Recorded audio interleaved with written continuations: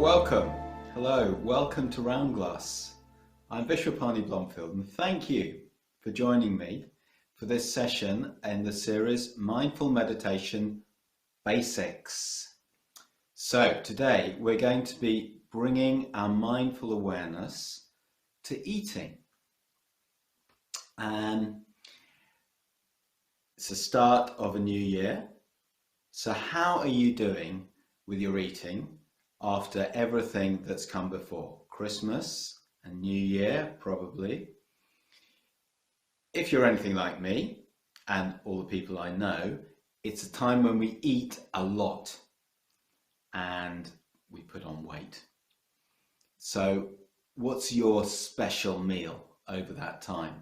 In my family, it doesn't matter what else you have, but there has to be red cabbage cooked with peppercorns, a kind of peppercorns you actually need to pick out. And my mother always cooked this, and she got it from a Jewish cookery book. My father liked it because he grew up in Germany, and red cabbage is kind of classic German food. It's rich, it's filling, and it's really time consuming to cook. And that's all part of it, all part of the ritual. But now it's payback time. I still want to enjoy my food, but there's all this weight to lose now. So, how to approach food? Moderation is important, especially now. But how can we do that? Now we know all of the diet tips, all of that stuff. How can we really change our relationship or have a more healthy, positive relationship with food? So mindfulness can help. And actually, if you've ever done a mindfulness course, or if you've even heard about it, you may have heard of something called the raisin exercise. I have a raisin here, and we do this on the first week of mindfulness courses. There are different kinds of mindfulness courses, but many of them use this raisin exercise. It's all about paying attention. You can't control lots of things in the life.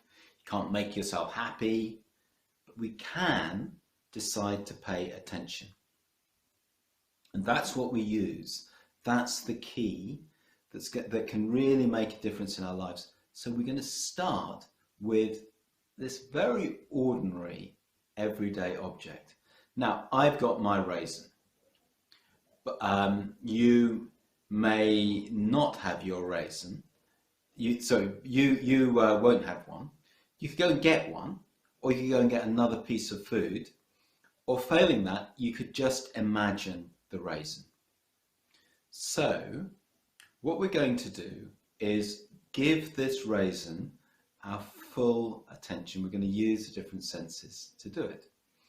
Now, I've done this a lot of times, many times. So the challenge for me is to come afresh after all of those times. So, looking at the raisin to start with. As I say, if you can get something else like this, then do so. If not, you're going to have to use your powers of imagination. I'm going to hold the raisin up like this, but I'm afraid there's no way you're going to be able to see it on this screen. But what I am seeing, or when I first look, I just think, oh, it's a raisin. But if I look more closely, what am I seeing? And if you're looking at your item of food or something similar, what are you seeing? So I'm noticing all of the different creases and ridges and trenches. Every raisin I've ever looked at, and as I said, I've looked at quite a lot of these raisins, is unique. They're all different. The patterns are unique. And it's a bit like a moonscape. The terrain is so ridged and contoured. There's the shape. Can you see? There's a shape which changes if I rotate it. And there's colour. So there's the colour that I see, the colour of that shifts as I move, the reflection of light of the different planes of the raisin.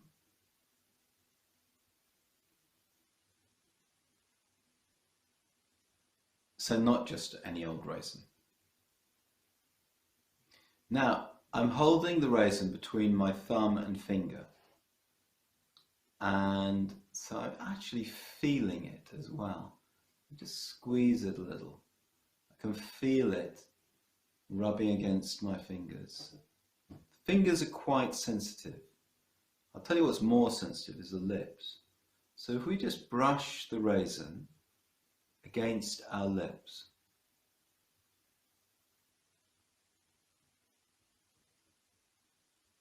So the lips are really sensitive, hence kissing. And you can really sense all the different contours. So lifting the raisin, there's a smell. Now a raisin has a very distinctive smell. It's quite strong. I'm never sure if I like it or don't like it. But we can pay attention even if we don't like things. If I have the raisin by my ear, just squash it a little. This very subtle sort of squidgy sound. Okay, I am going to eat this thing. It's going in my mouth. And just holding it on my tongue. So this is slowing down the whole process. If you have some food, then just hold it in your mouth now. You may notice all sorts of things happen. Saliva starts. Then I'm going to take a bite. You can take a deliberate bite and 3 things will happen. 3 things. First of all, the texture changes. Secondly, there's a sound. And thirdly, there's taste. So, just staying with those things as we chew the food. And I'm experiencing the flavors of the raisin really moving all the way through my mouth, spreading through the whole of my mouth. And it's a very, very rich flavor, a very full experience of taste. Sweet, but it's quite flavored as well. I don't have the words for it. It's delicious.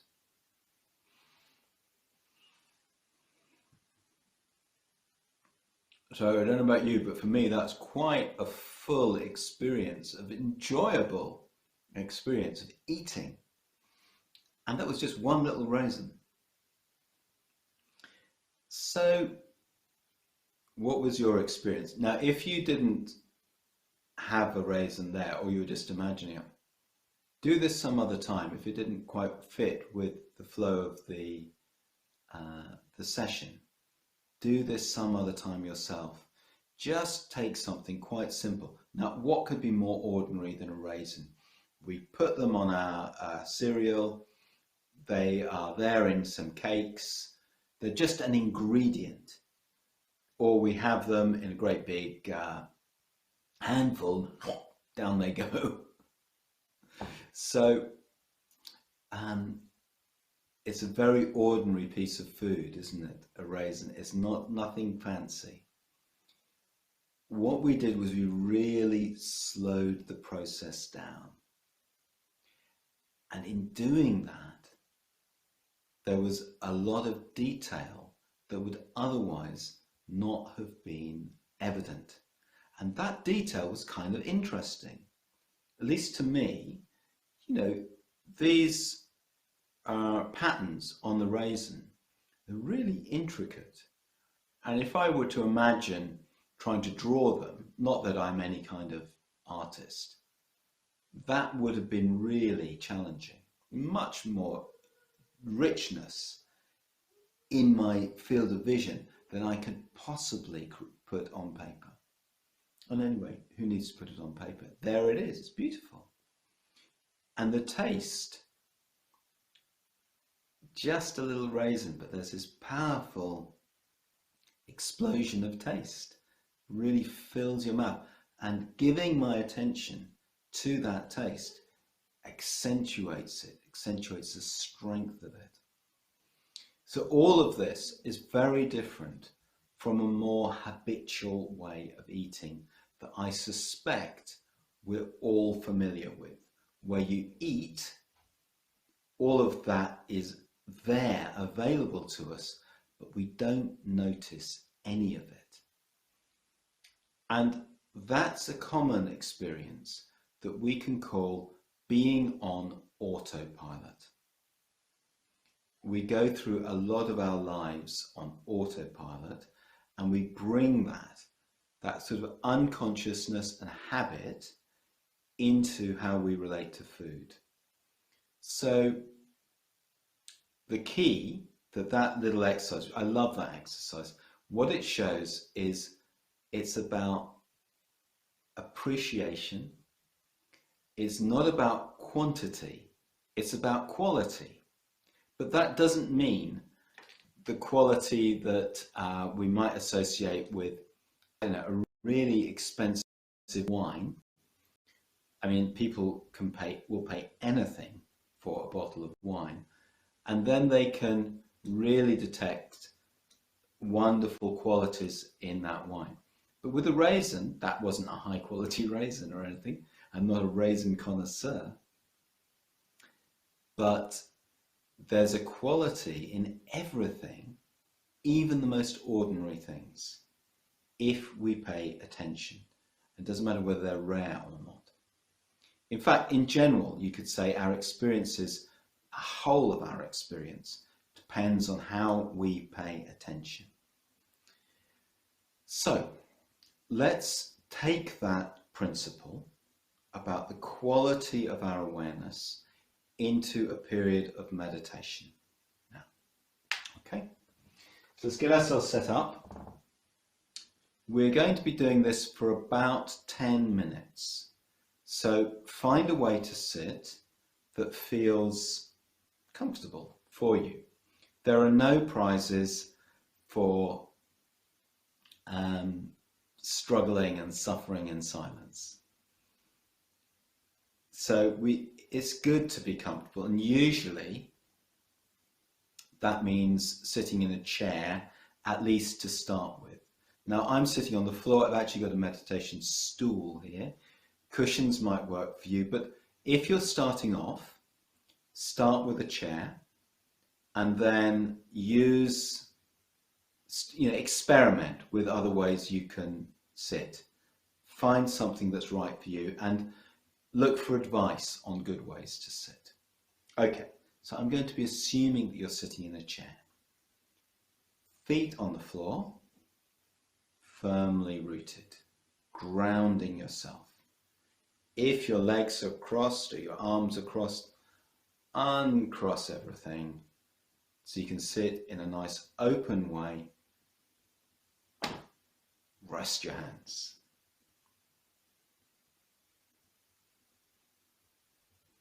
And because we're looking for the quality of experience, it really helps to close our eyes. Now that might not feel okay. It might not feel safe, and it's absolutely fine to not do it. But if we close our eyes, we reduce the input from the visual sense. So now we can start to notice what happens internally. If you have your eyes open, you can do the same thing. We're just withdrawing our engagement from the visual sense and the world around us to what is happening internally. How does it feel to be here, now, in this moment? What's happening? So we're bringing curiosity, just as we did to the raisin. Just being curious. That's interesting. What do I notice? What's here? We start with the body. Let's take a breath. Feet on the floor.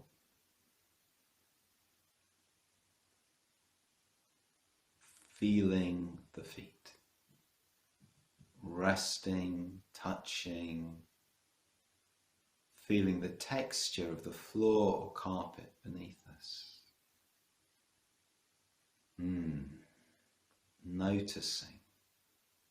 Noticing what's here. Sensing the body, the whole body.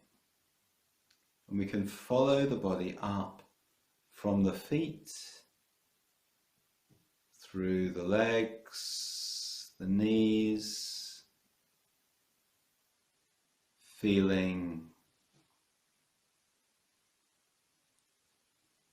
the thighs, perhaps sensing the contact of the hands with the thighs.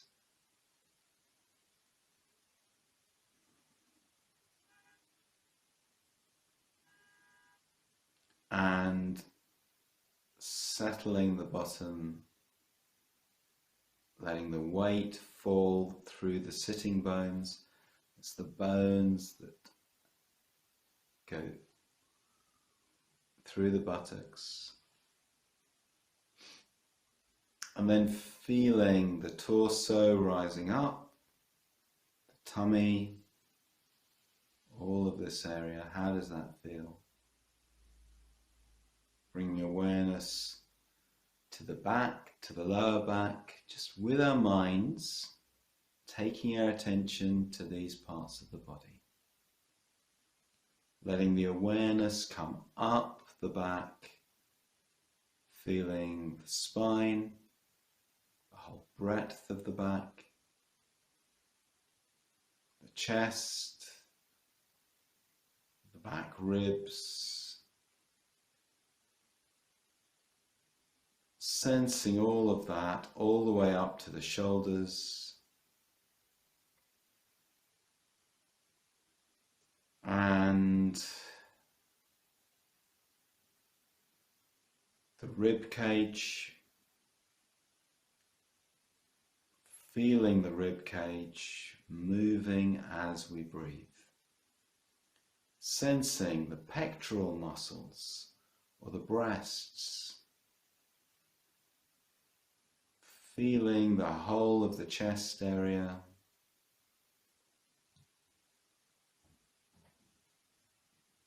and just sensing the movement of the shoulders, just noticing, yes, the shoulders move as we breathe. And that means the arms move slightly, and the hands as well. Taking awareness right into the fingers, the pads of the fingers, fingertips, what they sense, what they touch.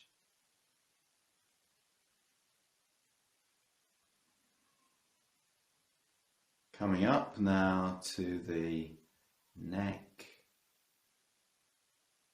the length of the neck, the throat, the face, the jaw, the eyes, letting that all soften, softness, coming around the eyes, into the cheeks, feeling the hair, and the scalp, and the skull, and all of the body, from the head, scanning back down to the feet. So bringing the same curiosity that we brought to the raisin to our experience of the body. Sensing the rise and fall of the tummy.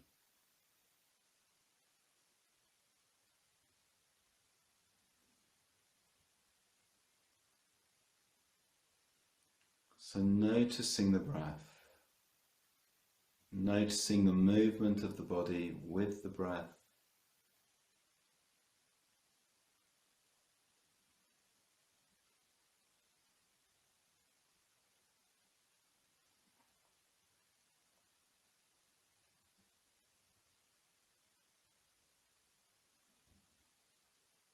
Breathing, settling, just being open to our experience. Whatever is there, whatever is present.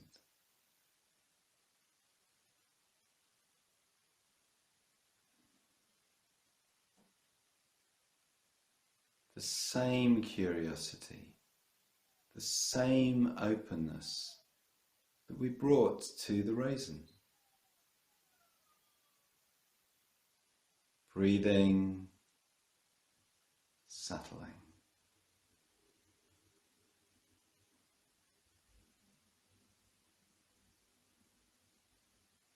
Just enjoying this space. It's time to notice, to be, to experience.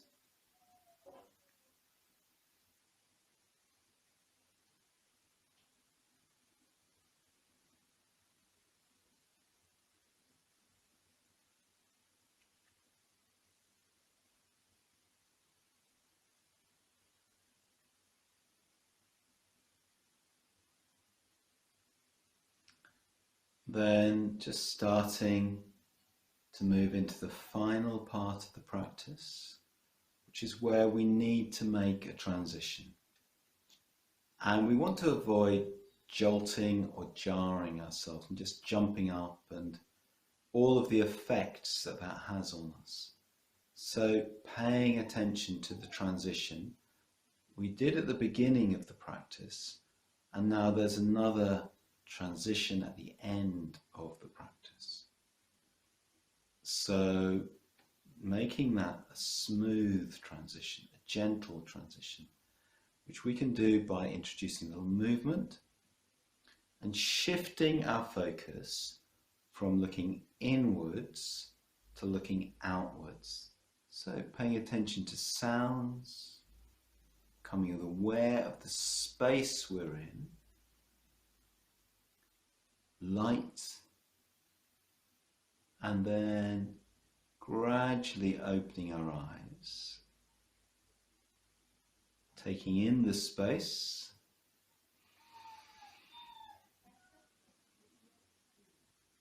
and settling. Make the transition. So what we did then was actually just take another moment. I'm rushing onto explanations. Just take a moment. That in a way is the lesson.